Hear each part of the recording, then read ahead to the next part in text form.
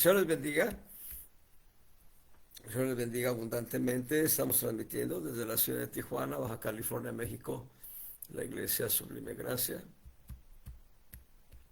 Después de tener un devocional de alabanza, de oración y de alabanza, estamos ahora transmitiendo de manera puntual la enseñanza de este día. Hemos estado hablando los miércoles acerca del discipulado. Hemos hablado ya algunas características propias del discipulado. El discipulado el primer principio nos manda que seamos vacíos de nosotros mismos para ser llenos de la doctrina que el maestro nos enseña. En este caso, el maestro es Jesucristo. Él es el maestro. Decía un principio interesante, el pastor que tuve en la Ciudad de México, decía él, la iglesia, el salón de clase es la iglesia, el aula de clase es la iglesia. El libro de texto es la Biblia y el mejor instructor es el Espíritu Santo. Y sí, el Espíritu Santo viene a guiarnos a toda verdad. Y el maestro es Cristo. De hecho, hay 7 diferentes maneras en que se define la palabra maestro en el Nuevo Testamento. El gramateus, matateus, que es el padre de familia que debe enseñar en la familia, a los hijos, a los miembros de la familia, hasta el didáscalos, el paidagogos, el rabí. Todos ellos son conceptos o son palabras que van a definirnos maestro. Bien, primer punto para ser discípulo del Señor, siendo vacíos de nosotros mismos. Segundo punto, siendo cernidos o separados del mundo. Deben saber en la iglesia local y en la iglesia universal, en todas las iglesias locales y en el conjunto que se forma en el grupo, en el cuerpo que se forma como Iglesia Universal de Cristo, vamos a encontrar nosotros miembros simpatizantes del Evangelio, vamos a encontrar nosotros creyentes en Cristo que están satisfechos con la salvación, pero también vamos a encontrar creyentes en Cristo que quieren ser discípulos del Señor Jesús. El principio de discernimiento o de separación es importante porque esto nos va llevando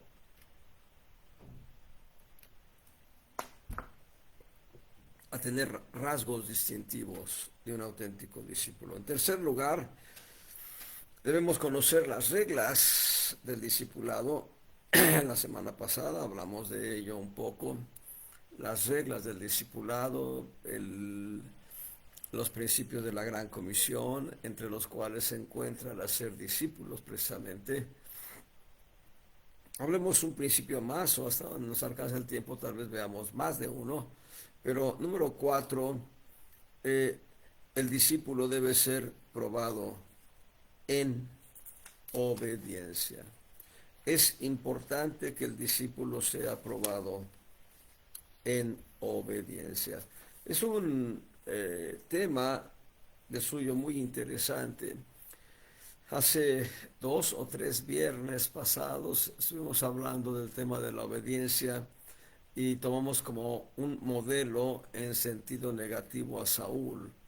El tema de la obediencia es un tema que está desde el principio de la Biblia hasta el fin de ella.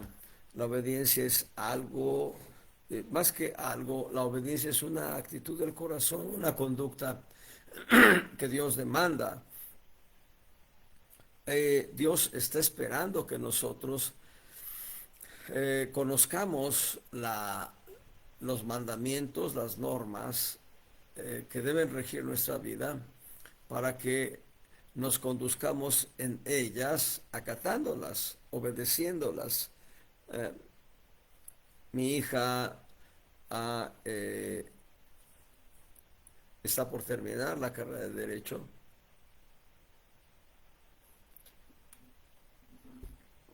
Ella me dice que el derecho, en términos generales, el derecho es un conjunto de normas que regulan la conducta del individuo en medio de la sociedad. De la misma manera, Dios tiene normas. Sin ir muy lejos, el Salmo 19 nos habla de algunas de estas normas. El Salmo 119, todo el Salmo completo, nos habla de mandamientos, preceptos, normas, leyes, ordenanzas. Cada versículo, con excepción de dos, mi hijo dice que son tres los versículos del Salmo 119 que en manera alguna mencionan el tema de las ordenanzas, leyes, decretos del Señor. Bien, sean dos o tres, el Salmo 119 tiene más de 170 versículos, vamos a verlos ahora mismo, y no los vamos a leer, claro. Y de todos esos versículos, solo dos o tres, dice mi hijo que son tres, no hablan de normas, principios. Yo veo en el Salmo 176 versículos, así que más de 170 van a contener normas, principios, ordenanzas. El tema de la obediencia es algo que se dio en Edén. Lo he dicho en otras ocasiones, pero lo voy a reiterar ahora. En Génesis capítulo 1, en los últimos versículos del 26 al final, encontramos por lo menos unos 2, 3, quizá 4 mandamientos de Dios hacia el hombre en la perspectiva de creación. Todavía no existía la forma humana como cuerpo, todavía no estaba el alma insertada dentro del cuerpo y el espíritu de vida, pero en esa concepción creativa en la que Dios ya tenía en su corazón cómo habría de ser constituido el ser humano, establece mandamientos que los abogados dicen que son mandamientos imperfectos o normas imperfectas porque no tienen sanción. Les dijo, henchid la tierra, fructificad, fructificad y multiplicaos, henchid la tierra, sojuzgadla, señoread sobre ella. Por lo menos 4 o 5 mandamientos los pueden ver ustedes ahí en Génesis capítulo 1, en el verso 28. Los bendijo Dios y díjoles, fructificad y multiplicad y henchid la tierra y sojuzgadla y señoread, perdón, en los peces de la mar, en las aves de los cielos y todas las bestias que se arrastran sobre la tierra. Y hasta aquí encontramos 5 mandamientos, no tienen sanción. Los mandamientos de que se fructifiquen Adán y Eva, o los orígenes, digamos, la primer pareja original, que fructifiquen, que se multipliquen y que llenen la tierra. Bueno, a día de hoy la tierra está casi llena, billones de seres humanos. Pero en esos 5 mandamientos no hay una sanción, excepto ya en el capítulo 2 de Génesis. En el capítulo 2, en el verso 17, Dios le dice al hombre, pero del árbol de ciencia del bien y del mal no comerás de él, porque el día que de él comieres, morirás. Y aquí encontramos ahora sí una norma que tiene sanción. La norma es no comer. El mandamiento es no comer de el árbol de la ciencia del bien y del mal. La sanción, muerte. Pero no solo es la muerte física, sino en sí misma es la muerte espiritual. Eh, bueno, con la desobediencia, del hombre, empezando por la mujer, hubo una ruptura en la conexión espiritual entre el hombre y Dios. Específicamente en el momento en que la serpiente está provocando la caída de Eva, les he dicho a los hermanos, ¿dónde estaba Dios? Y bueno, Dios estaba ahí, pero Eva dejó de ver a Dios. Eva fue distraída y empezó a considerar la tentación de la serpiente. El Señor estaba ahí. El Señor estaba siendo testigo de la tentación. Dios es omnipresente. La obediencia es un principio importante en la vida del discipulado, en la vida del creyente. Si queremos ser discípulos de Cristo, debemos ser obedientes a sus mandamientos, a sus ordenanzas. He escuchado algunos predicadores que afirman lo siguiente: el Antiguo Testamento contiene 10 mandamientos y junto con esos 10 mandamientos encontramos ordenanzas, preceptos, decretos. Pero estos predicadores afirman que en el Nuevo Testamento hay más de 700 mandamientos. No los he revisado, no puedo afirmar que conozco los mandamientos del Nuevo Testamento. Algunos de ellos sí. Y platicaba yo con mi hermano hace rato, hace unas horas, y contemplábamos en esa plática el tema de el legislador que es Cristo, cuando en el Evangelio de Mateo va a establecer algunos principios del reino de Dios que van a ir más allá, mucho más lejos de lo que es la ley de Sinaí. Yo he dicho, número uno, que nosotros no estamos sujetos a la ley de Sinaí y lo sostengo.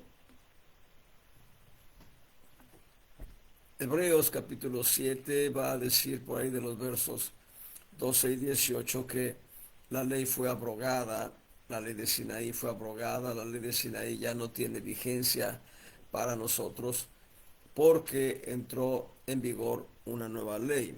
Gálatas 6 nos habla de la 6:2 nos habla de la ley de Cristo. La ley de Cristo va más allá de la ley de Sinaí. La ley de Sinaí habla del homicidio real y auténtico, que de suyo es una experiencia, yo diría, completamente terrible, tanto para el homicida como para la familia de la víctima.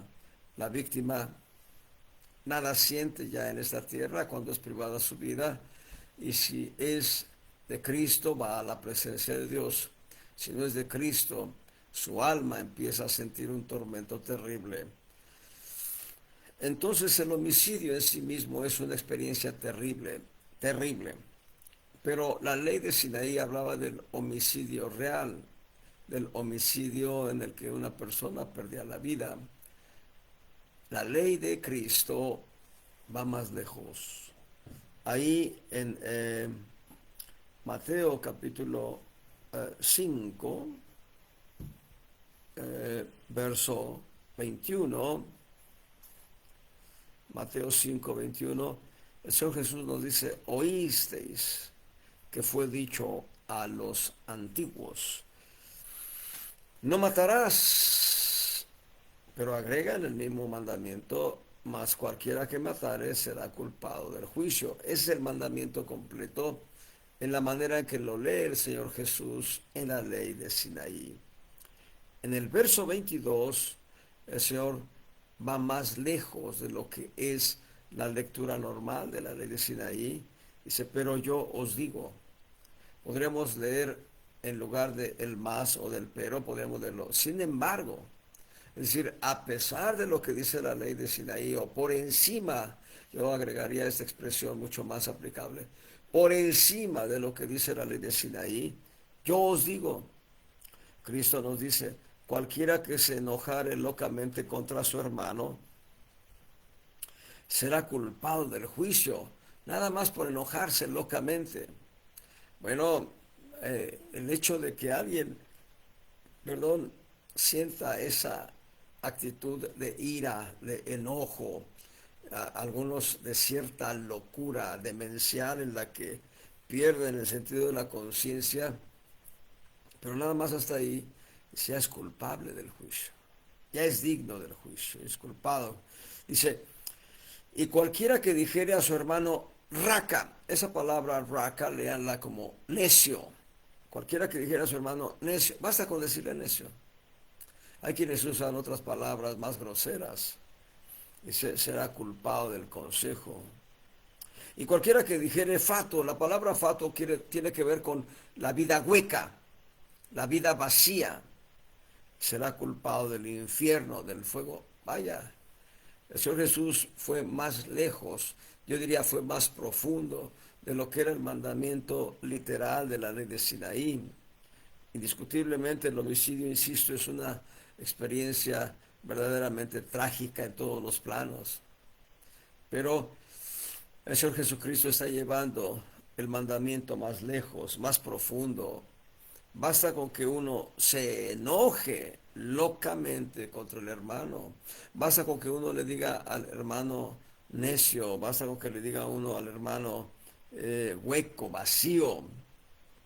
Ya es suficiente para ser dignos del consejo. Esto es, la palabra consejo aquí aplica al concilio o a la administración de justicia, a lo que era el consejo de ancianos que juzgaban las causas legales de Israel.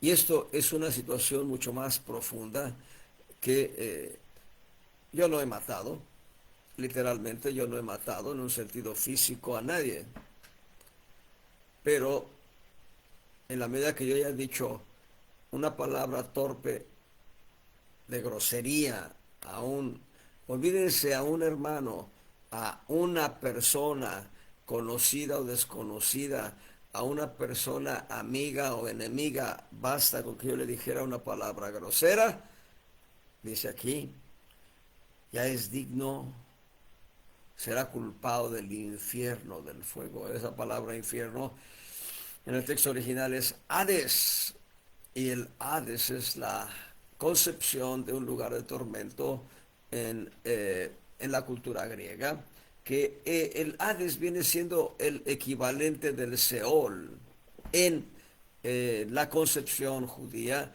de un lugar al que van los muertos. Pero sigue diciendo el Señor Jesús en el verso 27, estoy en Mateo capítulo 5, verso 27, oísteis que fue dicho, no adulterarás. Y aquí la ley de Sinaí se refiere al adulterio físico, perdón que lo diga de esta manera cruda, se refiere al adulterio en un sentido real. ¿Ah? Pero dice él, pero yo os digo, sin embargo, es decir, yendo por encima de lo que dice el mandamiento de Sinaí, cualquiera que mira a una mujer para codiciarla ya adulteró con ella en su corazón. Yo empezaba a caminar en Cristo hace 38 años y medio. Conocí a una jovencita, Liliana García Alejandre. Esa jovencita me dijo, ella tendría 15 años cuando yo la conocí, me dijo, ¿sabes, Santiago? Hay gente que ha muerto muchas veces. Y cuando me dijo eso yo quedé sorprendido, le dije, no entiendo. Dice, sí, dice, basta con que alguien desee la muerte de una persona, ya cometió homicidio. Y el Señor en cuanto al adulterio va más profundo.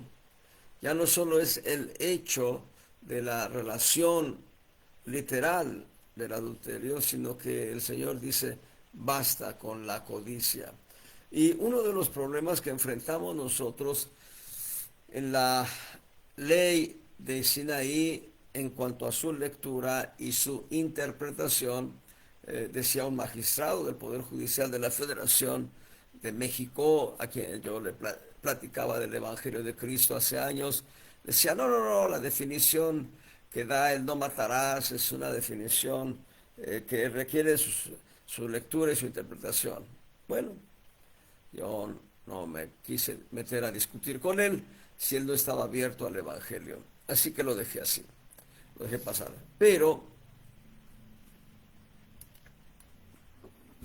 si leemos, escuchen bien, si leemos los 10 mandamientos tal cual son, y no los vamos a leer en estos momentos, pero si leemos los 10 mandamientos en Éxodo 20 y en Deuteronomio 5, vamos a encontrar que los primeros mandamientos son para que nosotros tengamos temor de Dios.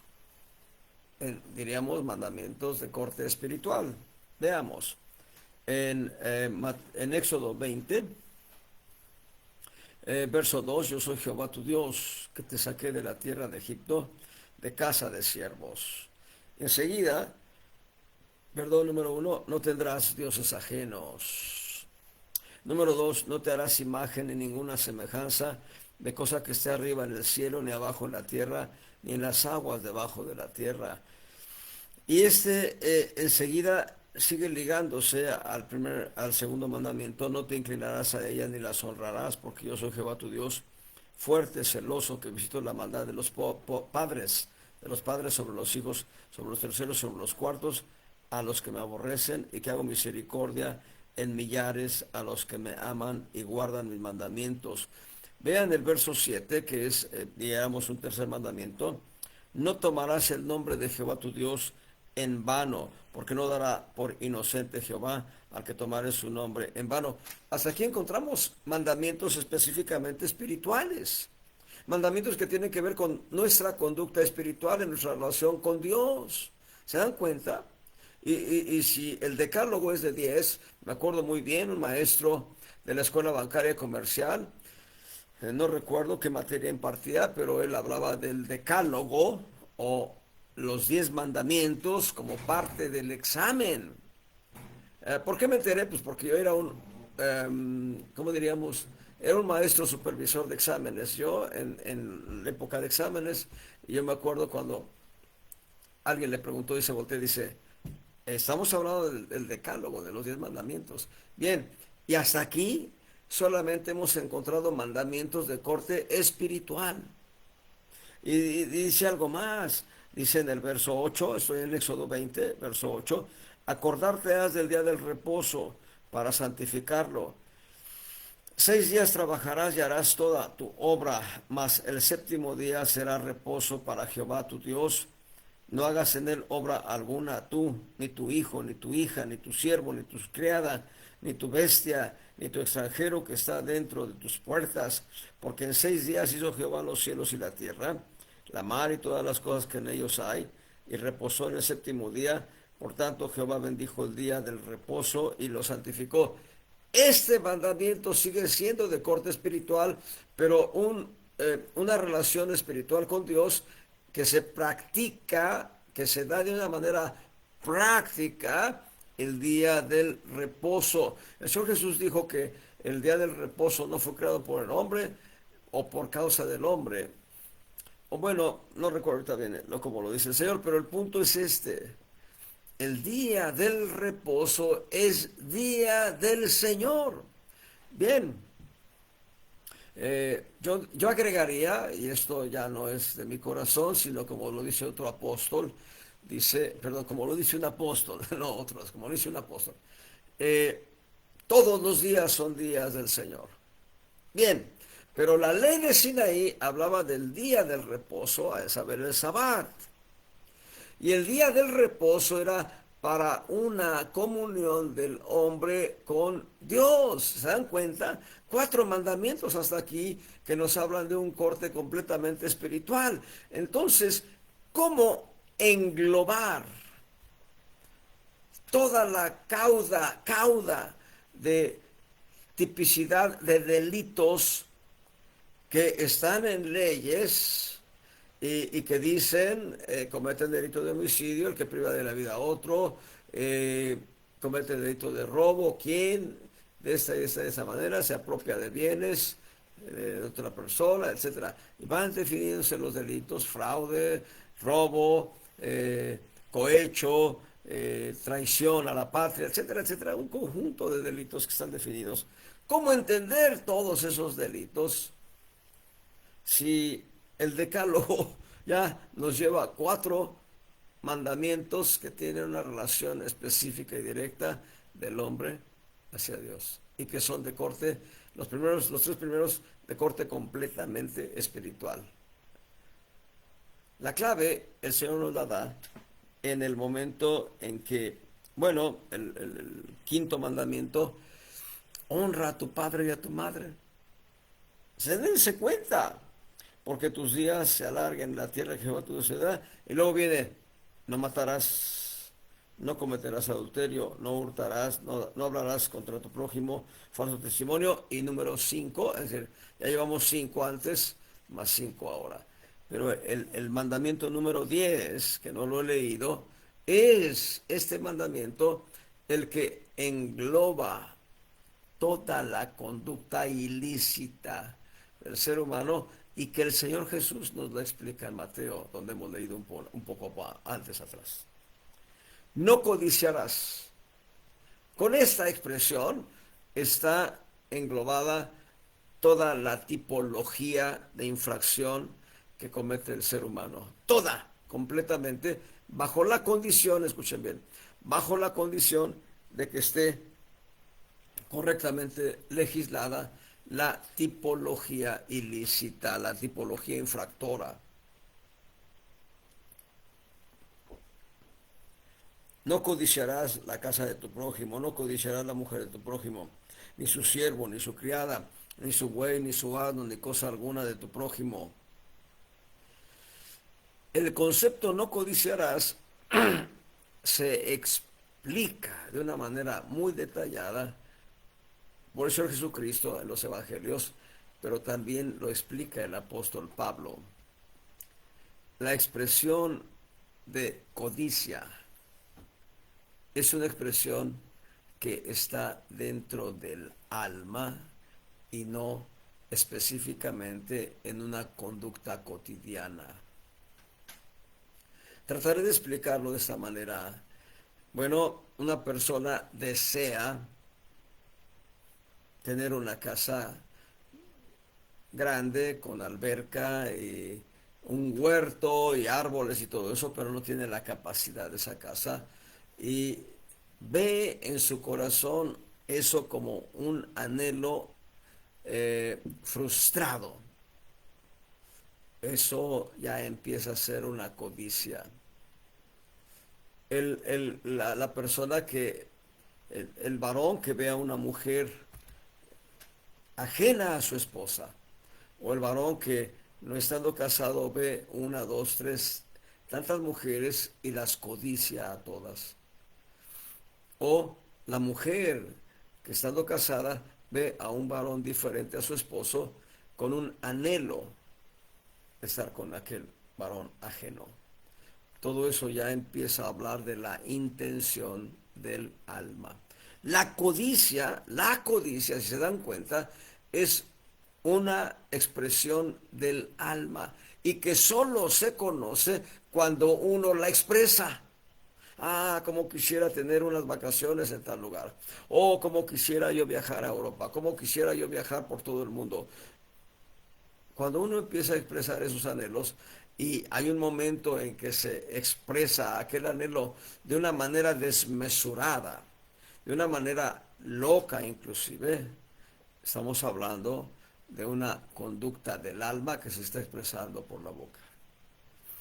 En realidad, vean ustedes que salvo el hecho de no matarás, no cometerás adulterio, no hurtarás y no hablarás contra tu prójimo falso testimonio, que son conductas externas, todo lo demás. Lo anterior, los primeros 4 mandamientos son de una relación espiritual del hombre con Dios. El quinto mandamiento es de una relación correcta de los hijos hacia los padres. Noten, son los hijos los que le deben honra y respeto a los padres. Los últimos 5 mandamientos Tres de ellos tienen que ver con eh, conductas típicas que son contrarias al derecho, contrarias a la justicia, es decir, son conductas injustas. Nada más tres. Luego viene una cuarta conducta, el no hablarás falso testimonio. Pero la última conducta es del alma. Más que conducta es una actitud propia del alma, la codicia. Esto nos descubre que la ley de Sinaí tenía sentido, un sentido profundo, y que el hombre la trastornó. El hombre trastocó el sentido propio de la ley de Sinaí, y es el legislador, a saber, nuestro Señor Jesucristo, quien debe venir a darnos la explicación de la norma para que nosotros la podamos entender mejor y, muy importante, obedecerla. Obedecer la norma. Es, yo voy a ser honesto aquí. Yo no había, eh, no me había puesto a considerar el mensaje profundo de los 10 mandamientos. He leído los 10 mandamientos, una cantidad que no puedo decir porque no la recuerdo, pero pensemos más de 20 veces, tal vez más de 30 veces, he leído los 10 mandamientos y podríamos pensar doble porque los he leído en Éxodo 20 y los he leído en Deuteronomio 5, lectura doble. Pero yo los leía y quedaban ahí registrados en mi memoria, pero nunca me puse a recapacitar en el hecho de que los 3 primeros 4 mandamientos tienen que ver en nuestra relación con Dios. El 5.º mandamiento, nuestra relación con nuestros padres. Los 3 mandamientos subsecuentes con conductas externas. El 4.º mandamiento subsecuente, a saber, el 9.º, con lo que hablamos. El último mandamiento con la codicia. Y salvo los mandamientos 6, 7, 8 y 9, la codicia va a englobar toda la conducta del alma. Reitero, del 1.º al 4.º mandamiento nos hablan de una relación nuestra con Dios, una relación espiritual, son mandamientos de corte espiritual, inclusive el mandamiento número 5, porque habla de la honra que debemos darle los hijos a los padres. Solo 4 mandamientos de conducta externa, diríamos, y un último mandamiento que es de una conducta del alma. Y esto es profundo, porque aún siguiendo el principio que tenían los israelitas en cuanto a la ley, ellos no entendieron que el cumplimiento de la ley empezaba por una correcta relación con Dios, continuaba con una correcta relación con los padres y terminaba con una correcta relación con el prójimo. Pero, reiterando, los israelitas no contemplaron o no consideraron que los primeros 4 mandamientos que hablan de una correcta relación con Dios son de corte espiritual. Son mandamientos de corte completamente espiritual. Y que el 5.º mandamiento también es un mandamiento espiritual y habla de una correcta relación de los hijos con los padres.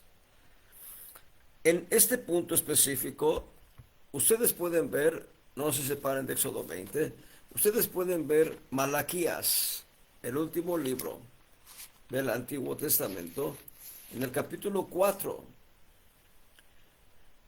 en el verso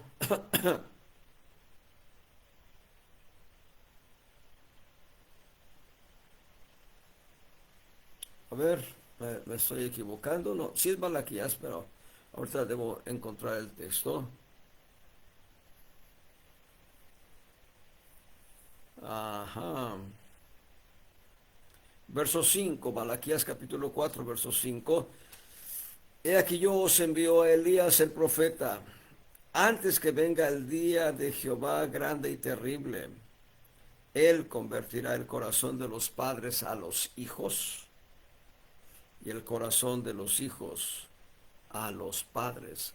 No sea que venga y con destrucción hiera la tierra. Uno de los grandes problemas de descomposición social, no es el único, pero uno de los grandes problemas de descomposición social es la deshonra que los hijos ministran hacia sus padres.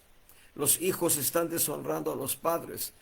Padres que se han esforzado en dar consejo correcto a sus hijos y que vienen a ser deshonrados por los hijos. El Evangelio de Lucas lo da de una manera mucho más fuerte este texto, y vaya que el Nuevo Testamento el Nuevo Testamento contiene la revelación del Antiguo Testamento. En Lucas capítulo 1, verso 17,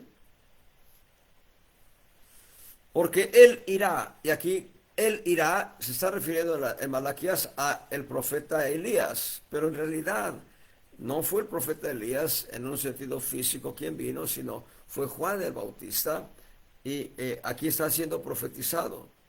Él irá, Juan el Bautista irá delante de Cristo. Él, Juan el Bautista, irá delante de él, Cristo, con el espíritu y virtud de Elías, espíritu y poder que Elías tuvo para convertir, noten, los corazones de los padres a los hijos. Y ahora vean, esta es la tragedia de la actualidad que vivimos hoy en día, y los rebeldes a la prudencia de los justos para aparejar al Señor un pueblo apercibido.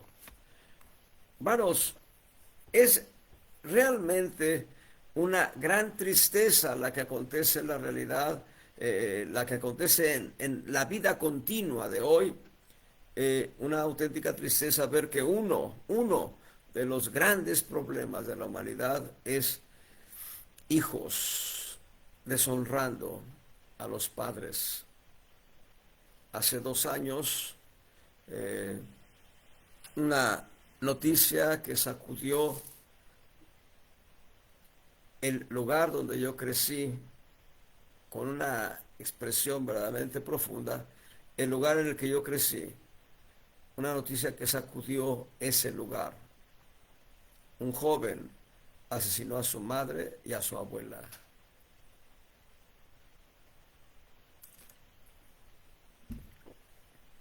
Eso habla de cómo se está multiplicando la maldad.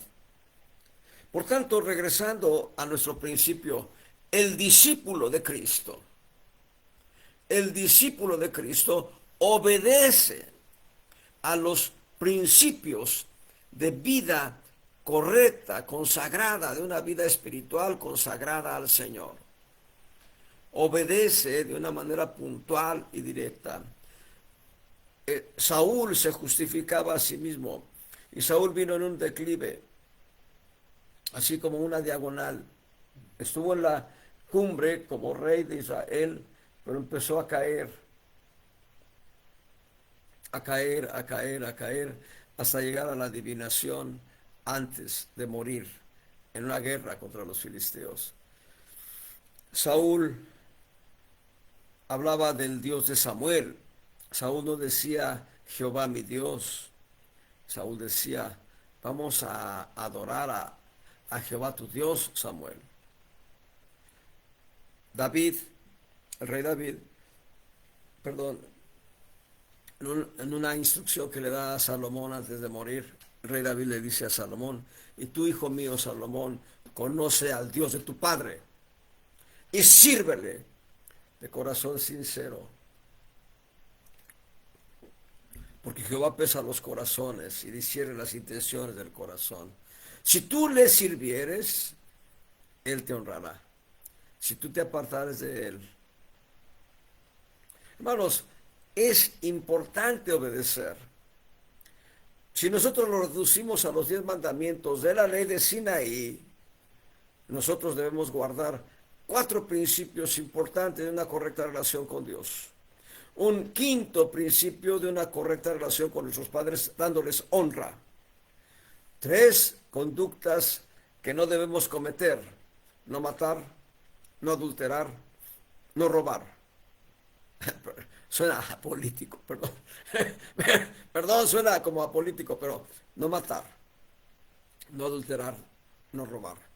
Un mandamiento más que tiene que ver con la boca, con la lengua, no dar falso testimonio a la gente. Pero finalmente, el 10º mandamiento no deja de tener fuerza. El 10º mandamiento tiene que ver con toda la todo el cúmulo de pensamientos e ideas que se registran en nuestra alma. Un hombre decía, bueno, ¿cómo ese fulano no se ha muerto? O malo, no, más bien decía, ¿cómo es? Espero que ese fulano que ya se murió esté en el infierno, quemándose, así decía él. Eso habla de que su alma estaba enferma. ¿Quién dijo esto? Una alma completamente enferma, una alma que estaba no solo enferma, que estaba muriendo, que estaba llena de tinieblas, como dice Génesis capítulo 6. Dice Génesis 6:5: vio Jehová que la malicia de los hombres era mucha en la tierra, y que todo designio de los pensamientos del corazón de ellos era de continuo solamente el mal. Mente entenebrecida. Cuán importante es que nosotros caminemos en los mandamientos que el Señor nos da. Pero vean este principio de Hebreos. Alguien dirá, bueno, no, pues es que mi mente todavía está cochambrosa y todavía todavía tengo pensamientos así, alocados, y de vez en cuando se me sale una palabra grosera. Ve lo que dice Hebreos capítulo 9 en el verso 14. Hebreos 9:14 dice: cuánto más la sangre de Cristo, el cual por el Espíritu Eterno se ofreció a sí mismo sin mancha a Dios, dice, limpiará vuestras conciencias de las obras de muerte para que sirváis al Dios vivo. En otras palabras, la sangre de Cristo ya limpió nuestro ser, y la sangre de Cristo sirve para limpiar nuestra conciencia de obras de muerte todos los días. Pensar en que alguien deba morirse es una obra de muerte.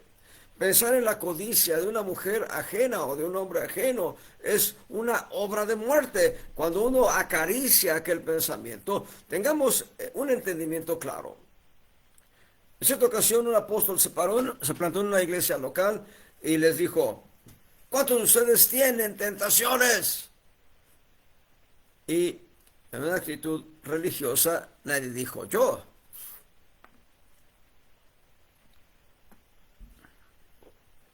El apóstol dijo: ¡ja, ja, ja! Ya los atrapé. Dice: todos tenemos tentaciones. Dice, pero las tentaciones no son nuestras. Dice, tener tentaciones no es pecado. Pecado es caer en las tentaciones. Martín Lutero decía: no puedo impedir que las aves vuelen sobre mi cabeza, pero sí puedo impedir que hagan nido sobre mi cabeza. Las tentaciones las va a enviar el enemigo. Dios reprenda al diablo. Las tentaciones vienen con las corrientes de este mundo, la concupiscencia de la carne, la concupiscencia de los ojos, la soberbia de la vida. Las tentaciones vienen porque la carne está enferma, está putrefacta, está echándose a perder, está gusanada la carne. Pero si tú te mantienes en integridad, lo que va a hacer es rechazar ese pensamiento de tentación, rechazar cada tentación que venga sobre ti. vas a impedir que las tentaciones hagan nido en tu cabeza y bajen al corazón y se conviertan en pecado. Me parece que es Santiago, el hermano del Señor Jesús, el que nos da claridad sobre esto, cuando él dice que el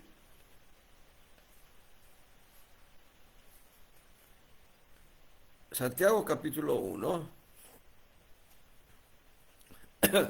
Santiago capítulo 1, verso 14 y 15. Vean cómo lo dice Santiago, el hermano del Señor Jesús. Este Santiago fue hermano del Señor Jesús. En el Nuevo Testamento hay varios Jacobos o Santiagos. Fueron dos apóstoles.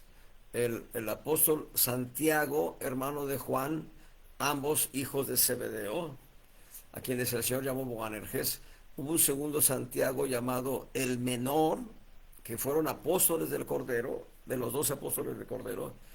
Hay un tercer Santiago que fue hermano del Señor Jesús, hijo de José y María.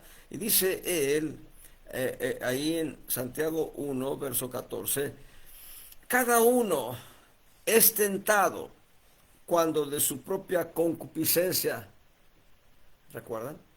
Éxodo 20, no codiciarás, la codicia es concupiscencia. Cuando su propia concupiscencia es atraído y cebado, noten, es atraído y cebado.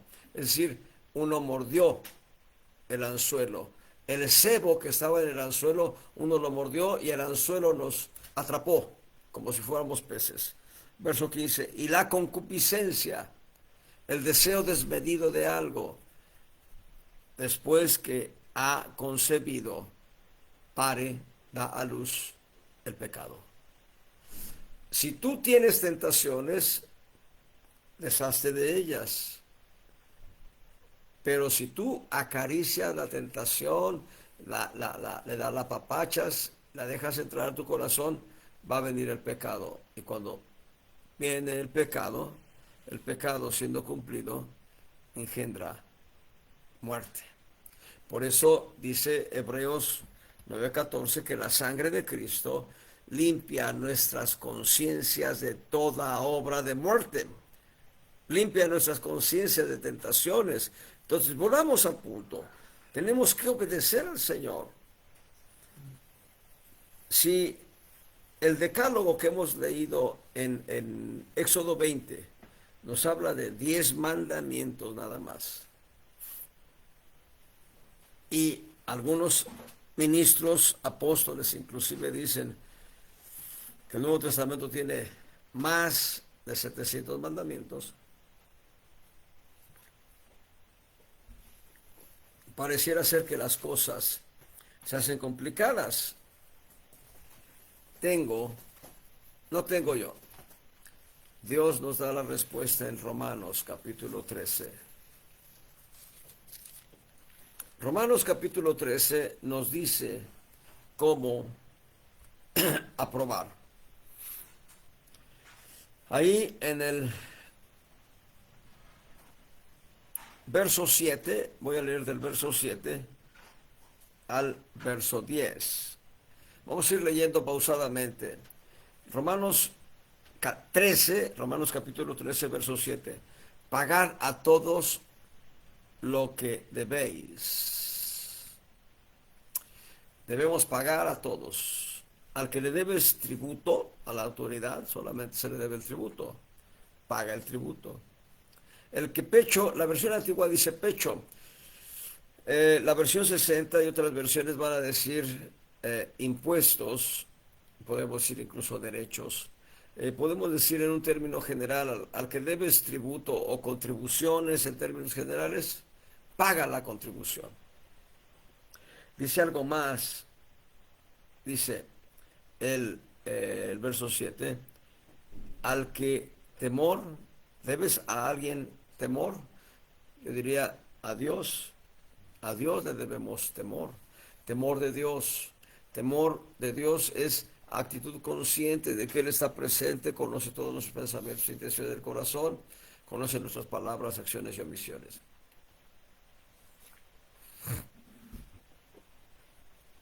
Hay que pagarle temor a Dios, entonces hay que tener temor de Dios, hay que estar conscientes de Dios, hay que estar conscientes de las autoridades también. Bueno, dice algo más en el verso 7 al final, al que le debes honra, págale honra. Ya la ley de Sinaí, en Éxodo 20 nos dice que honremos a nuestros padres. Verso 8, estoy en Romanos 13, verso 8. No debáis a nadie nada. Y aquí habla en lo espiritual, en lo anímico y aún en lo práctico. Nada debas, nada. No te endeudes. Si tomas algo a crédito, procura pagarlo en su tiempo y en su forma. No niegues que estás presente cuando viene el acreedor a cobrarte. Dice, no debáis a nadie nada. Pero nada, perdón, sino amaros unos a otros. Porque el que ama al prójimo cumplió la ley. Y aquí nos detenemos un poco para establecer esa palabra amar, amaros, ama, está en la expresión ágape, amor de Dios. Tenemos deuda de amor con los demás. Debo amar con amor ágape, debo amar con amor que es de Dios, con amor que es Dios mismo, a mi esposa, a mis hijos, a mi familia cercana, a mi familia lejana, a mis vecinos, a mis compañeros de trabajo, a mis compañeros de escuela, a la comunidad donde vivo, a la nación donde vivo. Debo amarles con amor que es de Dios, con amor que es Dios mismo. Porque el que ama al prójimo cumplió la ley de Sinaí y cumplió la ley de Cristo. Verso 9, porque no adulterarás, no matarás, no hurtarás, no dirás falso testimonio, ¿se acuerdan? Mandamiento 6, 7, 8 y 9 de Éxodo 20. No dirás falso testimonio, no codiciarás, mandamiento número 10. Y si hay algún otro mandamiento en esa sentencia se comprende sumariamente, amarás a tu prójimo como a ti mismo. La caridad, verso 10, la caridad o el amor ágape no hace mal al prójimo. Así que el cumplimiento de la ley es la caridad. Y aquí no está hablando de la ley de Cristo, sino de la ley de Dios, la ley de Sinaí, pero también podríamos incluir la ley de Cristo. La ley de Sinaí y la ley de Cristo se cumplen en una sola acción, el amor. Amar al prójimo, amar a Dios sobre todas las cosas y al prójimo como a uno mismo. Veamos qué dice Mateo 19:19, a ver si esto nos ayuda todavía más a comprender el mensaje de la obediencia. Mateo capítulo 19, verso 19, voy a leer desde el verso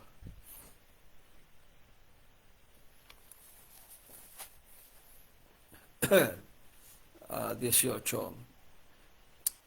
Verso 17, a partir de la segunda línea. Si quieres entrar en la vida, guarda los mandamientos. Ahí está, sé discípulo, guarda los mandamientos. En el contexto, verso 16, llegándose un hombre le dijo, maestro bueno, ¿qué bien haré para tener la vida eterna? Noten qué pregunta tan más trascendente. ¿Qué bien haré para tener la vida eterna? Eso Jesús pudo decirle, cree en el Señor Jesucristo y será dado tú y toda tu casa. Pero no, el Señor le dice, verso 17, ¿por qué me llamas bueno? Ninguno es bueno, sino uno, es a saber, Dios. Y si quieres entrar en la vida eterna, si quieres entrar en la vida, ahí la palabra vida es Zoe. Zoe en el contexto de vida espiritual o vida eterna. Eh, dice, guarda los mandamientos. Entonces aquel hombre le dice, ¿cuáles? Y Jesús le dijo, no matarás, no adulterarás, no hurtarás, no dirás falso testimonio. Mandamientos 6, 7, 8 y 9. Dice algo más. Verso 10, verso 19. Honra a tu padre y a tu madre. Hasta ahí, mandamiento número 10. Y agrega, y amarás a tu prójimo como a ti mismo. Esto habla de el cumplimiento de la ley de Sinaí, pero también habla del cumplimiento de la ley de Cristo. En la medida que amamos a Dios y amamos al prójimo, en esa misma medida nos estaremos amando a nosotros mismos. Y en la medida en que amamos a Dios, al prójimo y a nosotros mismos, en esa medida estamos obedeciendo la ley de Dios. Esto lo veíamos hace poco en razón de una enseñanza ajena, pero ahí en Juan capítulo 16, lo hemos visto en varias enseñanzas, Juan capítulo 16, perdón, me equivoqué, no es 16, debe ser el 14, entonces, Juan capítulo 14, verso 21, el que tiene mis mandamientos y los obedece, aquel es el que me ama.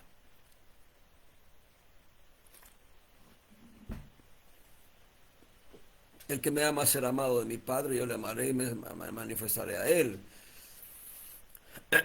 Verso 23, respondió Jesús y díjole, el que me ama, mi palabra obedecerá.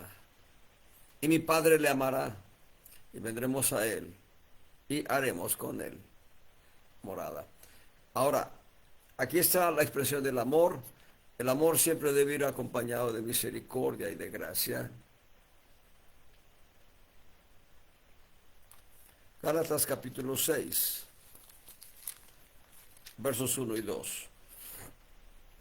Hermanos, si alguno fuere tomado en alguna falta, vosotros que sois espirituales, restaurad al tal con el espíritu de mansedumbre, considerándote a ti mismo, porque tú no seas también tentado. Sobrellevad los unos las cargas de los otros y cumplid así la ley de Cristo. En estos dos versículos encontramos en el verso 1 misericordia para aquellos que han caído en alguna falta, misericordia y restauración, obviamente. Y en el verso 2 sobrellevar las cargas los unos con los otros. De esta manera se cumple la ley de Cristo. Podemos establecer como una conclusión